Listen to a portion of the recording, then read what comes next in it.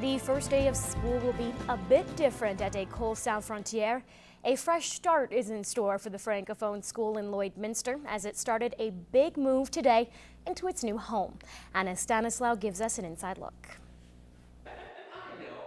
Staff from the Ecole Sans Frontières were in and out of the former Slimthorpe Recovery Centre, bringing in their various school equipment and supplies to their new school. Every member of our school community, whether it's staff, students, parents, are very, very excited. It's a difference of like night and day compared to our old location downtown. Things that you don't think of necessarily, like electrical outlets that you need to have, like to run computers and pencil sharpeners and stuff like that. We'll have, that will be accessible to us in the new facility, which I think, you tend to take that for granted when you're in a regular classroom because that's all there, but we were very fortunate to be able to come into the new location and have the space that we need. And a new schoolyard, 6 classrooms, a library, and more will be welcoming the students from pre-kindergarten to grade 11. And with the increase in enrollment, more staff are needed. I am currently still in hiring mode and interviewing people. We have hired a couple of new staff members and are still looking to fill a couple of positions. Currently we're looking at 1.5 teaching positions and possibly 1 more TA, teacher assistant. Hootselak says the new location will be safer for many of the students, and the #1 priority for now is to be prepared on the first day. And with more space, the school is open to new enrollments. There are still a few touch-ups to complete, such as this bathroom, but by September 4th, Ecole Sans Frontières will be ready for the 70 students enrolled. Anna Stanislaw, Newcap News. Well, finding affordable after-school care in the border city is a big problem. The Lloydminster Public School Division is hoping to help the need by unveiling a new program. Stefan Kachmar has all the details. The Lloydminster Public School Board and Family Day Home Association have partnered up to launch a child care program for elementary school students. What we're trying to do is push the envelope around the understanding of the use of schools. We typically see, 8:30 to 3:30, 4 o'clock is the traditional time that the school's being used, and what we're trying to do is expand that school day. And the program is open to all Lloydminster Public School Division students and is affordable for families, starting at only $4.15 an hour. Opportunities for just play, activities, lots of fun, homework, snack will be provided. The partnership between the two organizations was a natural fit. Family Day Home Association has the know-how, and the Public School Division has the space. Obviously, they have the students that need to be looked after. The agreement is getting positive reviews across the board and will be a welcomed option for families. A step forward in supporting our parents and families in the struggles they've had over the number of years trying to find childcare spaces here in Lloydminster. Being a bi-provincial community has always created its own unique challenges. Allows people the peace of mind to know that they've got first-class care for their family, and they can go ahead then and dedicate themselves to growing our economy and doing well. Stefan Kachmar, Newcap News. On this week's Pet Project, Brittany and Jennifer show us some amazing kittens, part of the Adopt Me, Adopt My Shadow for Free program, and introduce us to a friendly dog looking for his forever home.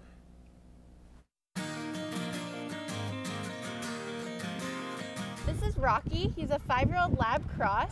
He's already had all his vaccinations and he's neutered. He just needs his rabies vaccine.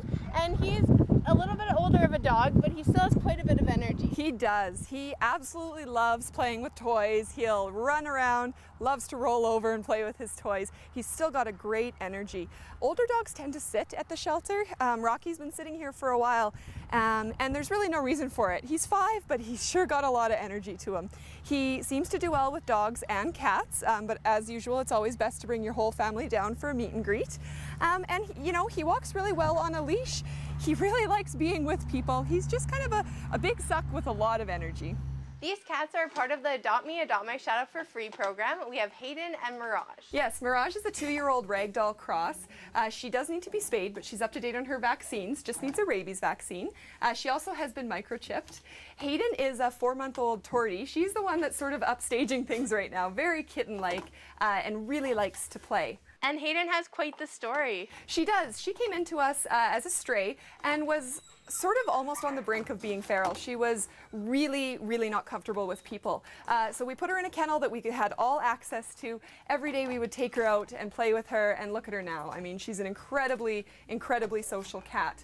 As for Mirage, she's a ragdoll cross. Ragdolls tend to be just really docile, loving cats, and Mirage really fits that mold. And now, because they're on the Adopt Me, Adopt My Shadow for Free program, you can adopt the 2 of these cats for the price of 1. And they absolutely love each other, so they'd really love to go to a home together.